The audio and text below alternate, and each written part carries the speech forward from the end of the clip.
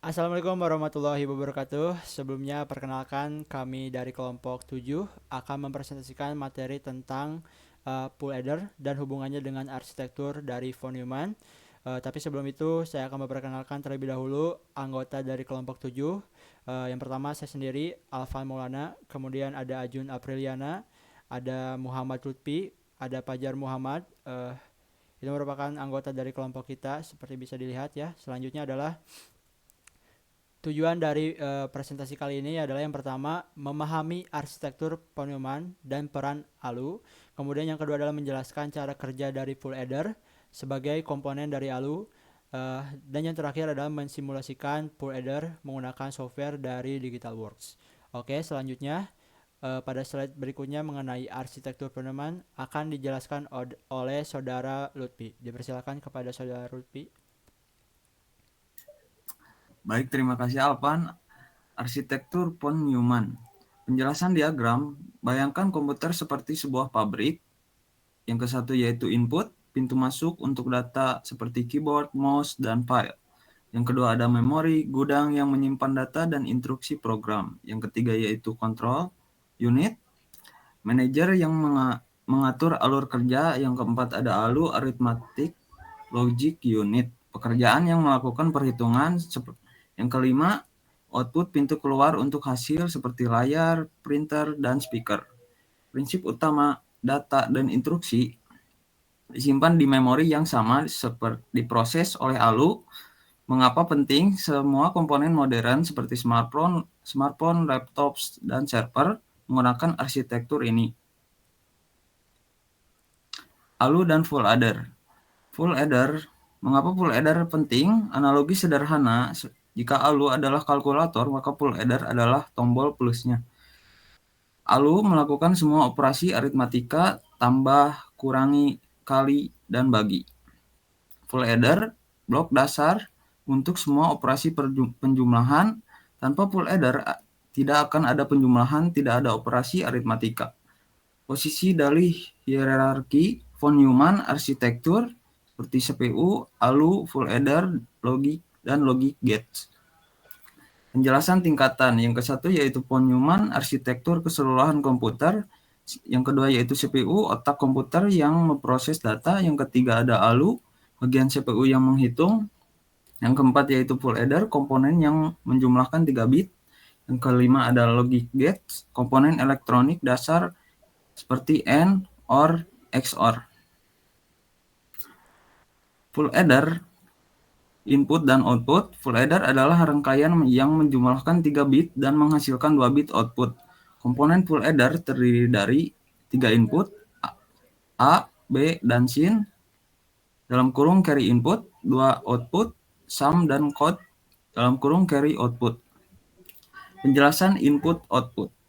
Input A dan B, 2 bit yang ingin dijumlahkan, sin carry in, sisa dari penjumlahan sebelumnya. Output, sum, hasil penjumlahan dalam kurung digit satuan, code carry out, sisa untuk penjumlahan berikutnya dalam kurung digit puluhan. Oke. Baik, terima kasih saudara Lutfi. Untuk slide selanjutnya pada tabel kebenaran dalam full adder akan dijelaskan oleh saudara Fajar. Dipersilakan kepada saudara Fajar untuk menjelaskan. Terima kasih. Baik, terima kasih kepada saudara Alvan. Untuk di slide berikutnya yaitu ada tabel kebenaran full adder. Seperti di tabel yang ada di kiri, untuk penjelasannya, setiap baris menunjukkan semua kemungkinan kombinasi input A, B, dan sin. Pola yang bisa diingat, sum sama dengan 1 jika jumlah input bernilai 1 adalah ganjil, atau 1 dan 3. Untuk code sama dengan 1 jika minimal 2 input bernilai 1. Untuk contoh pemahamannya, baris yang keempat, A sama dengan 0, B sama dengan 1, dan sin sama dengan 1. Jumlah sama dengan 0 tambah 1 tambah 1 sama dengan 2 di dalam desimal. 2 dalam biner adalah 1, 0. Jadi, sum sama dengan 0 digit kanan. Code sama dengan 1 digit kiri. Baik, untuk di slide berikutnya, rumus dan rangkaian full adder.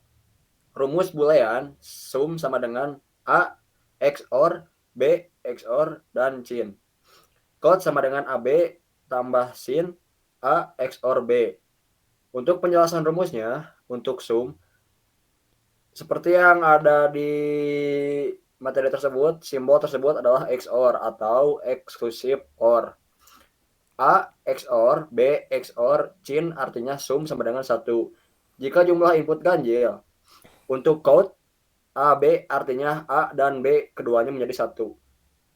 Sin A XOR B artinya sin dan A atau B, tapi tidak keduanya. Tambah adalah simbol OR. Gerbang yang dibutuhkan dalam rangkaian full adder seperti berikut. 2 XOR untuk menghitung sum. 2N plus 1 OR untuk menghilangkan code. Total ada 5 gerbang logika. Baik, slide berikutnya Alpan.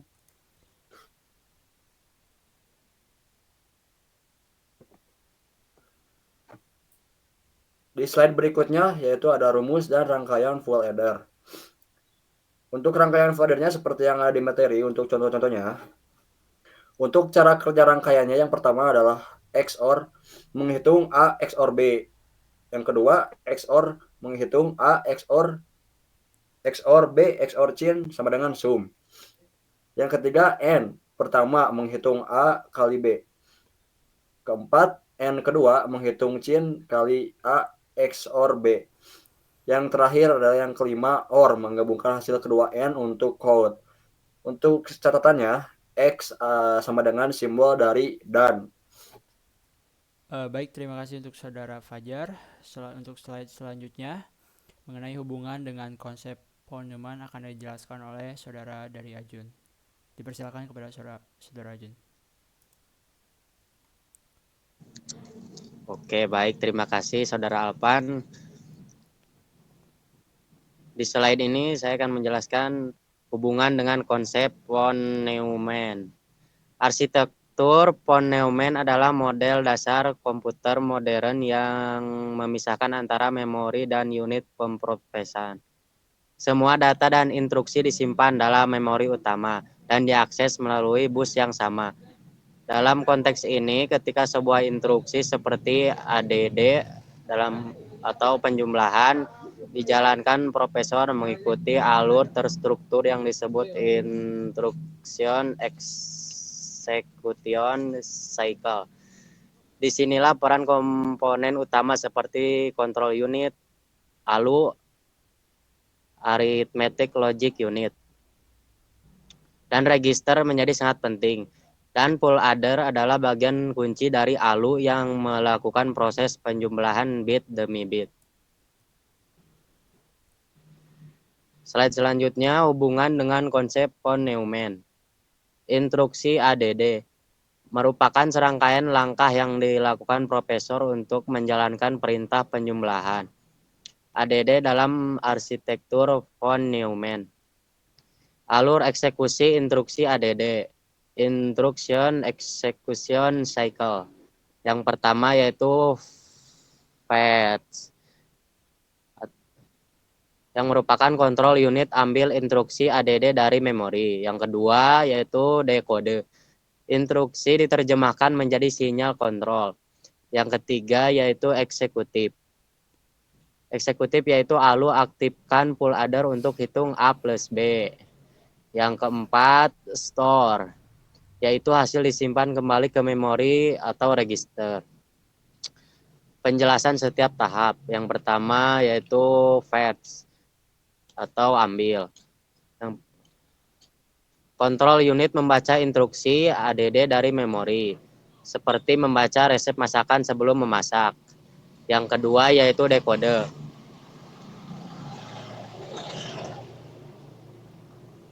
Atau terjemahkan. Instruksi diterjemahkan menjadi sinyal kontrol seperti memahami resep, ambil telur, kocok, lalu masukkan wajan. Yang ketiga yaitu eksekutif, jalankan. ALU mengaktifkan full adder untuk menghitung A plus B. Ini saat full adder bekerja. Yang keempat yaitu store atau simpan. Hasil disimpan kembali ke memori atau register, seperti menyimpan makanan yang sudah jadi. Baik, terima kasih Terima kasih kepada Saudara Ajun. pada Saudara Jun. Untuk materi selanjutnya mengenai simulasi DigitalWorks akan dijelaskan oleh saya sendiri. Baik, kita akan langsung masuk ke software dari DigitalWorks. Di sini sudah terdapat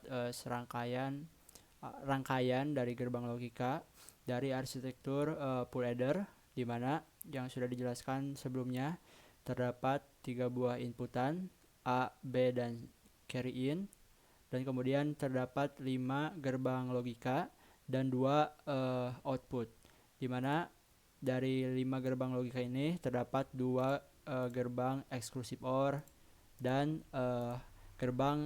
2 gerbang AND dan 1 gerbang OR.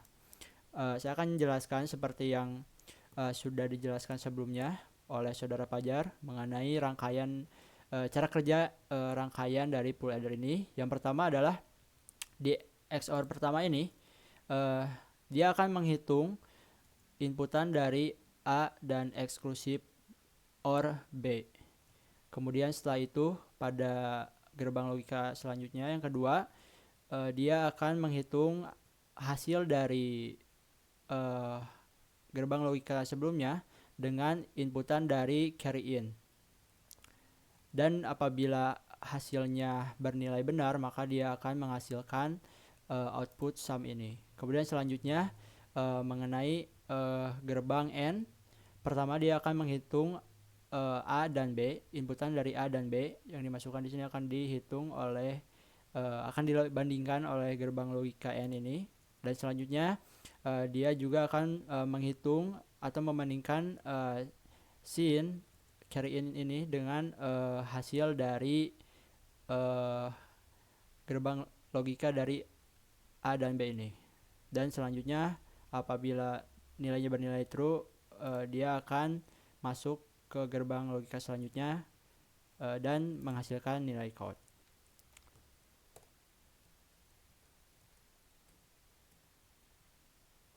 Nah, di sini terdapat test case simulasi. Yang pertama adalah tes pertama, semua input bernilai 0, baseline test, di mana input yang akan saya masukkan ke input A, B, dan C dan sin ini adalah 0, dan output yang diharapkan keluar adalah sum bernilai 0 dan code bernilai 0. Oke, saya akan coba langsung saja. Di sini kita akan masukkan nilainya 0.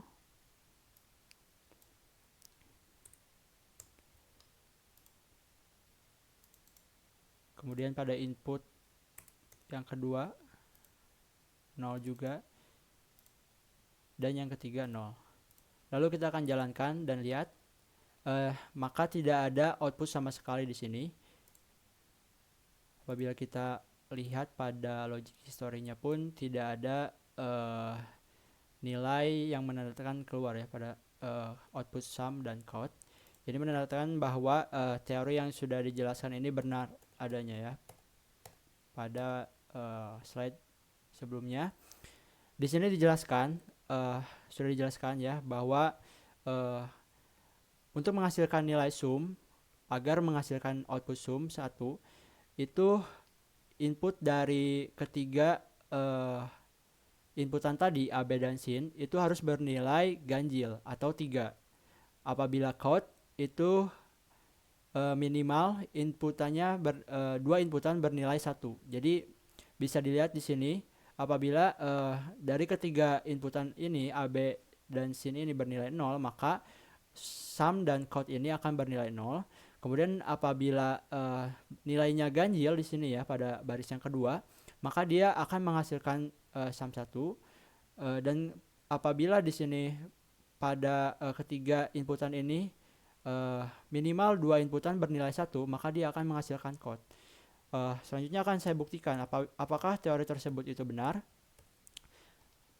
Selanjutnya pada teori kedua, tes semua input bernilai 1 atau maksimum tes. Inputnya adalah A1, B1, dan sin 1. Hasil yang diharapkan adalah sum bernilai 1 dan code bernilai 1. Langsung saja akan kita coba di sini.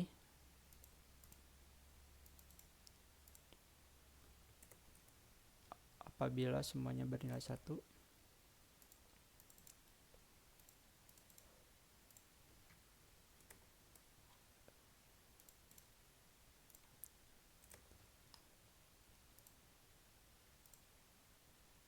Nah, bisa dilihat ketika dijalankan, maka dia akan output yang keluar adalah sum dan count, yang menandakan di sini di teori sebelumnya sudah benar ya. Ketika nilainya semuanya bernilai 1 inputnya, maka dia sum dan count-nya akan bernilai 1 atau true ya. Di sini dijelaskan 1 tambah 1 tambah 1 adalah 3. 3 dalam bilangan binar adalah 1, 1. Maka digit paling kanan dia akan masuk ke sum, dan digit yang paling kiri dia akan masuk ke carry out. Kemudian pada tes yang terakhir, carry generation atau critical test, di mana input yang dimasukkan adalah pada A dia akan saya masukkan nilai 1, B1, dan carry in adalah 1. Hasil yang diharapkan keluar adalah sum bernilai 0 dan count bernilai 1. Akan kita coba langsung.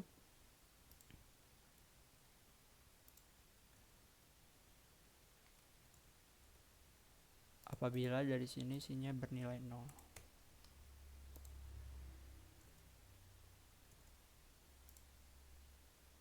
Maka bisa kita lihat di sini output yang keluar adalah count ya, carry out. Karena seperti yang pada teori tadi ya, di sini 1 tambah 1 tambah 0 ini sama dengan 2. 2 dalam bilangan binar adalah 1, 0. 0 dia akan digit paling kanan akan masuk ke dalam sum, dan sisanya akan masuk ke carry out. Maka sudah dipastikan bahwa teori dari rumus dan penjelasan tadi sudah benar.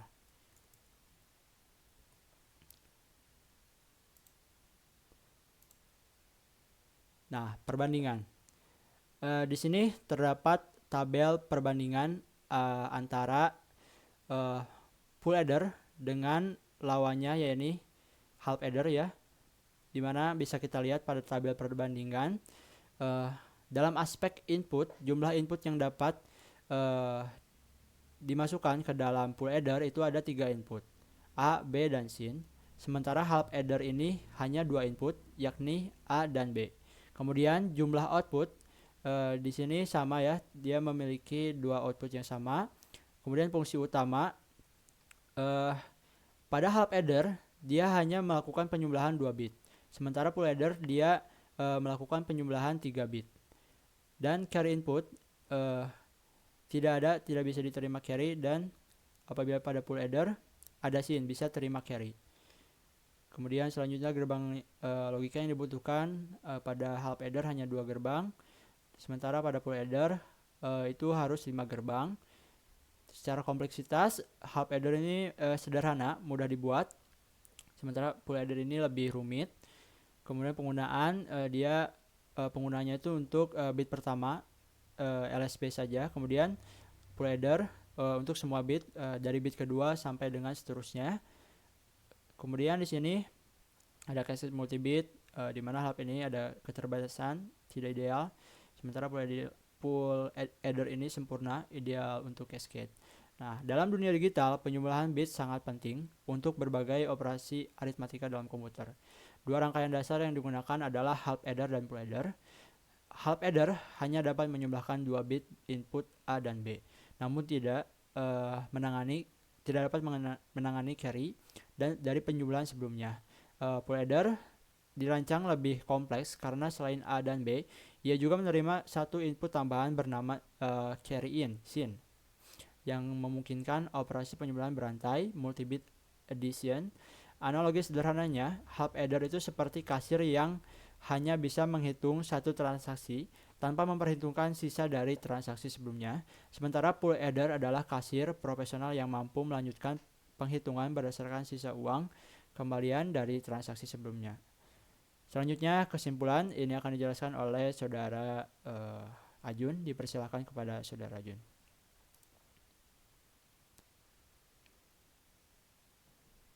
Oke, baik. Terima kasih Saudara Alvan. Di sini saya akan menjelaskan slide kesimpulan. Full adder adalah pilihan yang lebih unggul karena kemampuannya menangani carry input scene yang membuatnya sangat fleksibel untuk operasi multi-bit. Meskipun half adder lebih sederhana dengan hanya 2 gerbang logika, keterbatasannya dalam menangani carry membuatnya hanya cocok untuk posisi bit pertama atau LSB.